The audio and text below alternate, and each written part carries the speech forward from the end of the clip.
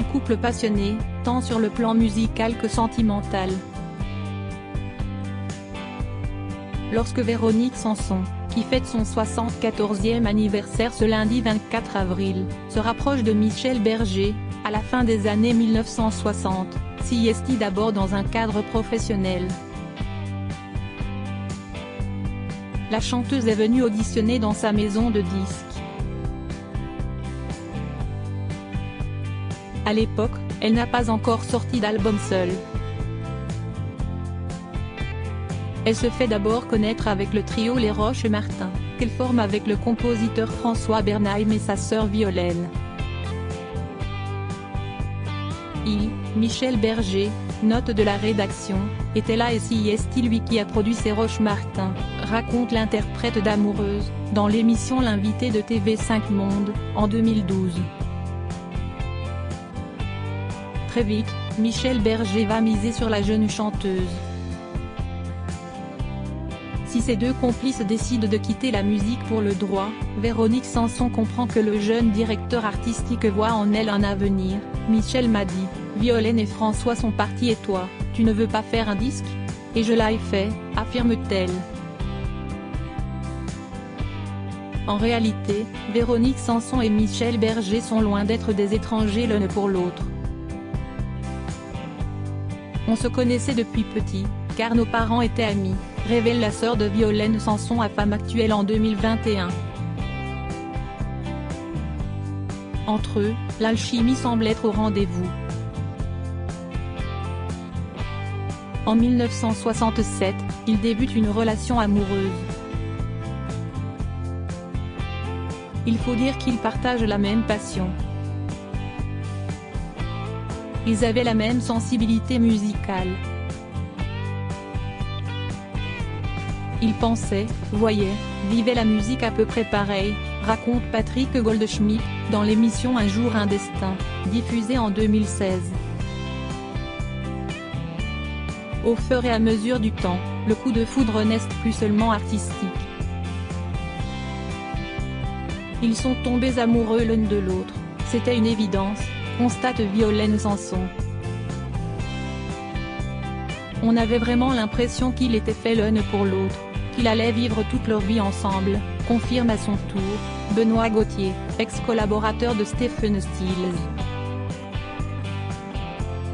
Supérieur à France Gall, Michel Berger, Dalida, les personnalités du cinéma et de la musique qui reposent au cimetière de Montmartre l'année de la consécration excitée à l'idée de mener une carrière solo, Véronique Sanson travaille sa voix et se met à composer.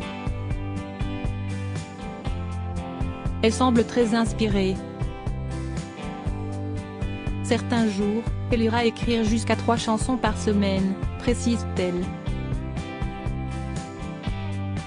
On s'est aperçu très vite qu'on avait cette gémellité dans la musique qu'on faisait tous les deux. On s'est vraiment stimulé les deux ensemble. On s'est sublimé l'un l'autre.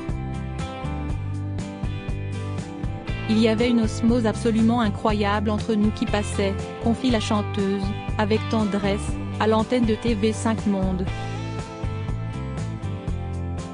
De son côté, Michel Berger se rend compte que la femme qu'il a en face de lui est une artiste à part entière. Cette chanteuse, au vibrato si singulier, ne passe pas inaperçue dans le paysage musical.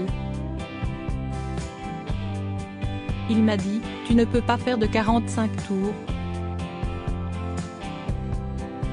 Tu as trop à dire et tu vas faire un 33 tours, confie l'artiste, qui reconnaît avoir été terrifié à l'époque. Après avoir travaillé sur plusieurs projets musicaux avec Michel Berger, dont elle s'est entichée depuis son entrée dans sa maison de disques, Véronique Sanson sort son tout premier album, Amoureuse, en 1972. Elle a tout juste 22 ans. Sans surprise, celui-ci est produit par son mentor. Cette chanson, qui fera partie des plus cultes de son répertoire, l'artiste l'a imaginée après une nuit d'amour avec Michel Berger. L'amour comme source d'inspiration.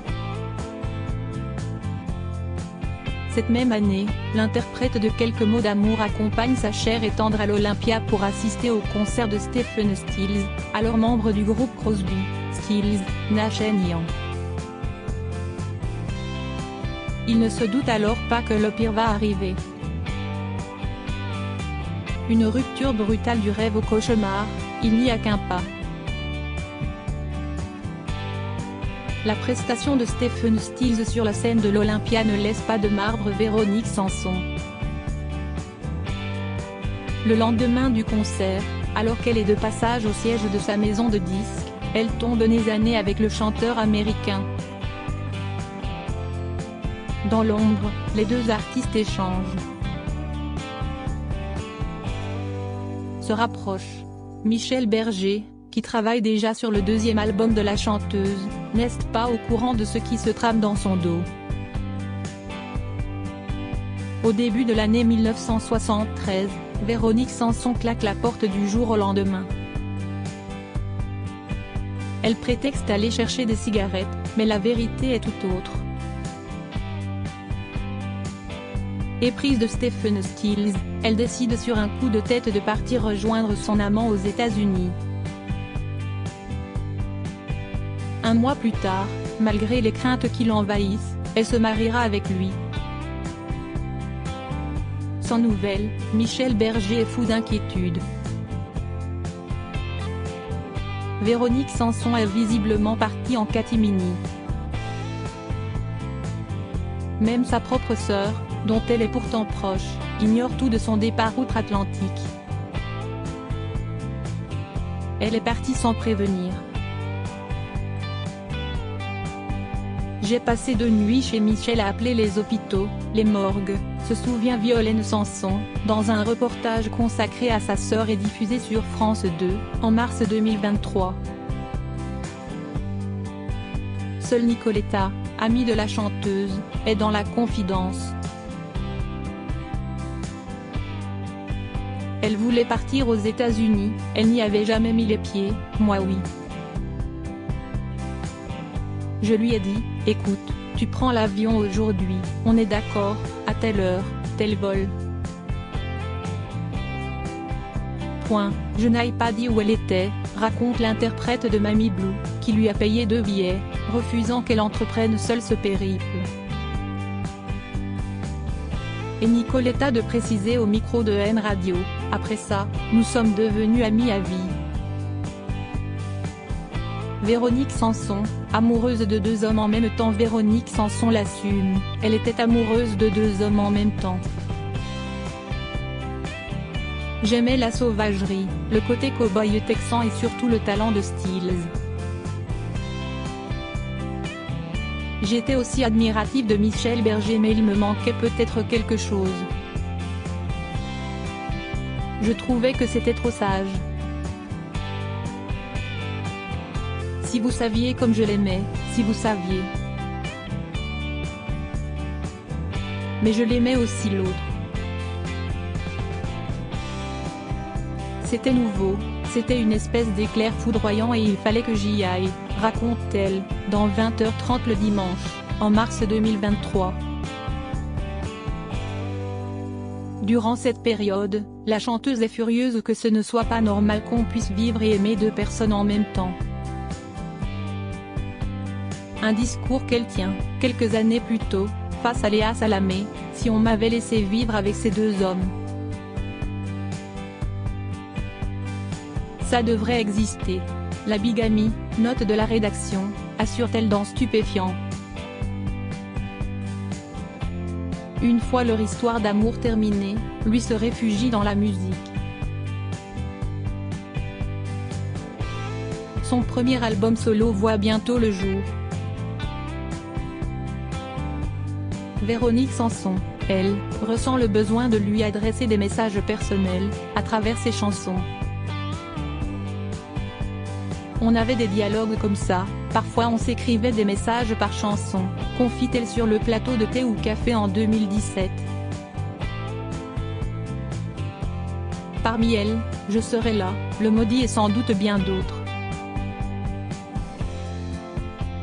Plus tard, Véronique Sanson et Michel Berger se revoient, mais n'évoquent pas leur rupture, encore trop douloureuse. On s'est revus mais on n'a pas parlé. Je crois que c'était horriblement difficile pour lui et pour moi aussi. Il y avait tout ce poids, cette culpabilité, cette lâcheté aussi. C'était trop lourd donc on a parlé d'autre chose totalement, on a ri, on s'est retrouvés, détaille la chanteuse face à Catherine Sellac. Et de préciser, ça m'a dévasté vraiment, terriblement, de lui avoir fait tant de mal et de l'avoir fait de la manière dont je l'ai fait, reconnaît l'intéressé, qui aurait préféré qu'on lui laisse le droit d'avoir 2 maris. Finalement, Véronique Sanson était sans doute faite pour une drôle de vie. Crédit photo, @bestimage SIPA direction artistique Gala.